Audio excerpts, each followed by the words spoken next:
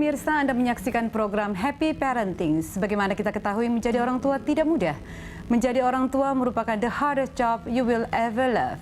Happy Parenting mencoba menyajikan beragam informasi dan tips parenting untuk para orang tua dan calon orang tua. Bersama saya Novita Tandri, inilah Happy Parenting, the hardest job you will ever love.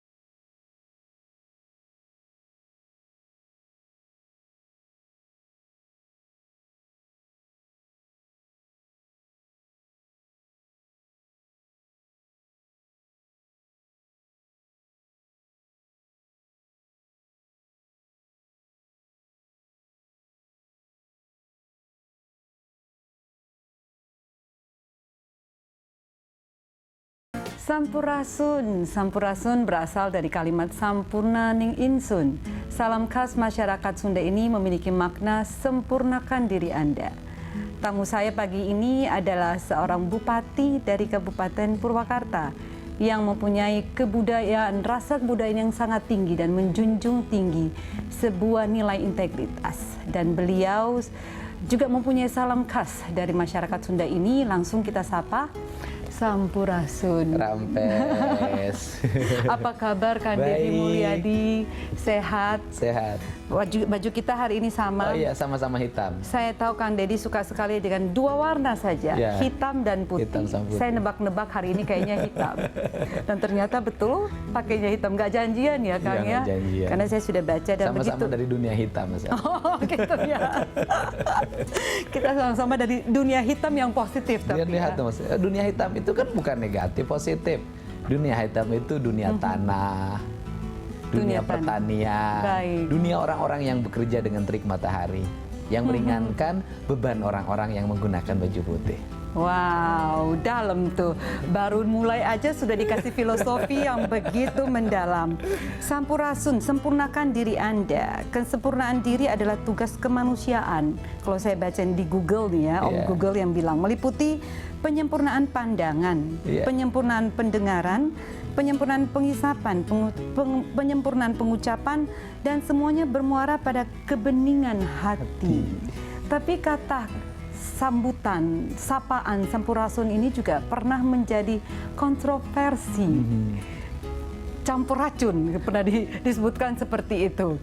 Sebenarnya makna Sampurasun itu sendiri apa sih? Karena saya melihat Kang Dedi selalu menyapa, walaupun saya lihat tahun lalu di Agustus 2015 di New York itu disebutkan di 700 peserta dari 92 negara Sampurasun.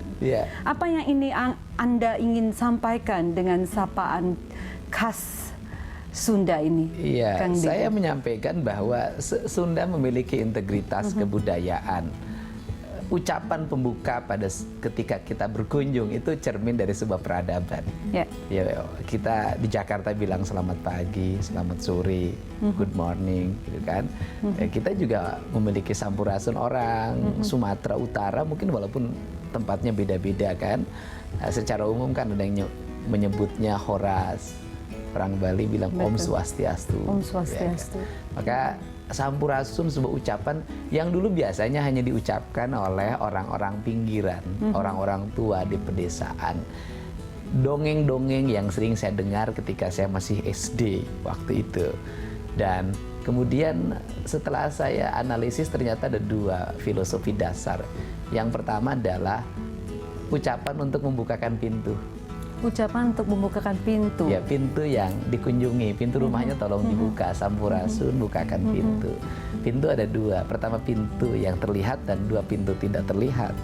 Pintu yang terlihat adalah pintu secara fisik yang tidak terlihat adalah hati. Kalau kita berkunjung pada seseorang kan kita bukan hanya kuncinya yang dibuka, kunci rumahnya, tapi kunci hatinya agar dibuka, agar mau menerima tamu seperti saya misalnya datang ke tempat ini. sebuah nilai peradaban tinggi pada sebuah komunitas masyarakat yang banyak dilupakan karena secara umum kan kita tidak memiliki kepercayaan diri pada diri kita sendiri.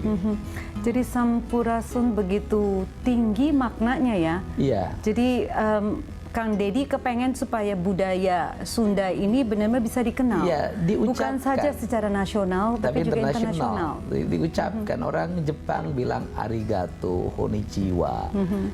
Dengan badan dibungkukan. Saya pun mencoba untuk menyampaikan Sampurasun dengan badan dibungkukan. Rasa hormat dari seseorang pada orang lain, dan itu adalah bagian dari nilai-nilai kebudayaan Nusantara.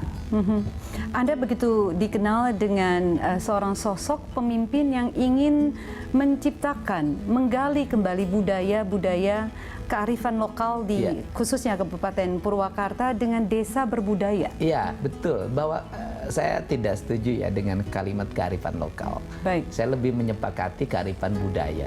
Kearifan budaya. Ya, karena kalau kearifan lokal itu lebih mencerminkan kita menjadi subordinasi dari sebuah peradaban. Bagi saya, dunia ini semuanya kearifannya lokal. Cuman bedanya, yang lain kearifannya dikelola dengan baik dan ditawarkan menjadi kearifan di tempat lain, sedangkan kita sibuk menangkis serangan orang lain mendagangkan kearifan aja sudah hampir tidak mampu. Kenapa tidak mampu? Karena pertahanan dirinya rendah. Kenapa pertahanan dirinya rendah? Karena tidak punya kepercayaan diri. Kenapa tidak punya kepercayaan diri? Karena selama ini tidak mengenal diri. Karena selama ini tidak mengenal diri, tidak punya jati diri, tidak mengenal jati diri, identitas diri. Pendidikan kita tidak mengajarkan jati diri. Secara umum pemerintahan kita tidak mengajarkan jati diri. Secara umum pembangunan yang kita tidak kelola semakin mengasingkan diri kita. Sehingga kita lupa pada potensi-potensi yang diberikan oleh Tuhan pada kita. Nah, inilah yang disebut dengan kearifan. Sehingga saya berjuang untuk masyarakat mengenal kearifannya. Untuk apa? Membangun pertahanan. Kalau sudah terbangun pertahanannya, maka dia bisa mampu hidup pada sebuah lokal wisdomnya. Anda dilahirkan dari keluarga TNI, tentara. Ya. Tadinya kepengen bercita-cita juga menjadi seorang tentara. Terus sekarang masuk di dunia politik, menjadi seorang pemimpin. Sekarang di Kabupaten Purwakarta. Pernah terbersit nggak sebelumnya?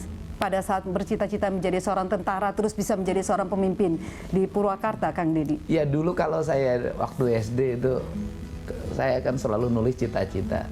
Saya selalu paling tinggi. Di buku kenang-kenangan ya biasanya. Selalu paling tinggi dibanding teman-teman yang lain. Yang teman yang lain kan biasanya cita-citanya yang jadi A, jadi B, jadi C gitu ya. Saya selalu menulis cita-cita ingin menjadi Menhan Kampangab. Oh, Menteri makanya Pertahanan masuk Keamanan Panglima ABRI. Wow. Karena saya waktu itu sangat mengagumi Jenderal TNI M. Yusuf. Baik. Jadi sehingga pokoknya di kepala saya ini tentara gitu loh. Tetapi saya daftar tentara Akabri ya, Akmil. Tahun 90 nggak lulus. Habis itu daftar cab aja nggak lulus.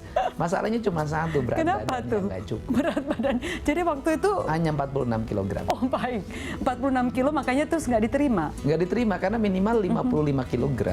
Baik. 10 kg nggak mungkin karena memang saya kurang gizi. Nanti kita bahas, makanya mungkin sekarang anak-anak yang ada di Purwakarta diwajibkan minum susu seminggu sekali setiap hari Jumat. Tapi itu nanti kita bahas. Kita mau balik dulu ke keluarga. Akhirnya masuk sarjana ke kuliah di kuliah Fakultas di Purwakarta, Fakultas Sekolah Tinggi Hukum. Itu pun kuliahnya kan karena ngirit aja ya. Saya ikut di kakak. Saya kan asalnya dari Subang. Baik. Saya ikut sama kakak di Purwakarta. Saya kan orangnya tidak mau bebani ya. Itu saya kuliah itu karena sudah punya perhitungan. Kuliahnya malam, kelas karyawan. Pagi-paginya sampai siang saya kayak bisa jualan. Saya jualan bala-bala pagi-pagi. Bala-bala. Iya di sekolah. Jadi bisa membagi waktu, pagi masih bisa jualan, malam kuliah. Baru kuliah. Ya itu ya kuliahnya itu dari hasil jualan itu. Peran ayah bagi Kang Dedi, bagaimana peran ayah buat seorang Dedi Mulyadi? Bapak saya mengajarkan integritas, bapak saya mengajarkan sifat berani, bapak saya mengajarkan intelektualitas, bahwa saya relatif pandai ya untuk ukuran orang desa pada waktu itu. Nah, itu sangat kuat pendidikannya dan sangat berwibawa di depan saya. Saya nggak pernah dipukul oleh ayah. hanya dipegang telinga aja udah nangis, saking segannya. Tapi ibu saya tuh sering saya dipukulin kalau saya. Dan saya nakal waktu kecil. Kalau paling saya tuh paling susah mandi. Paling susah mandi, Ya. makanya sering dihukum. Karena mandinya kan susah, harus berproses. Gimana kita harus ngisi bak yang begitu gede. Ya, kemudian kan kita Nggak harus seperti ngambil zaman air sekarang ya 22 langsung. meter ke bawah kan. Saya Ditimba. susah, ditimba. Dan biasanya itu saya itu sambil telanjang gitu kan. Saya nunggu dipukul. Jadi kalau belum 4 ada bambu, 4 biji dipukulin belum patah, saya belum mandi. Wow. Tapi itu menjadi kenangan indah sampai hari ini. Bagi saya memukul itu nggak ada problem selama dengan kasih sayang. Dengan kasih sayang berarti ada kasihnya, ada sayang. disiplin. Dan yang pukulan itu adalah kasih sayang menurut saya. Saya sering dipukul sama ibu saya. Malah ibu saya yang paling banyak memberikan kenangan pada saya hari ini, Baik. almarhum. Ternyata seorang Kang Deddy kecil waktu dulu sering dihukum fisik, tapi yang diimbangi dengan kasih sayang, dengan pemahaman, dengan pengertian kenapa dihukum. Kita akan lanjut lagi, Kang Deddy ya, di segmen kedua. Kembali lagi setelah pesan-pesan berikut ini.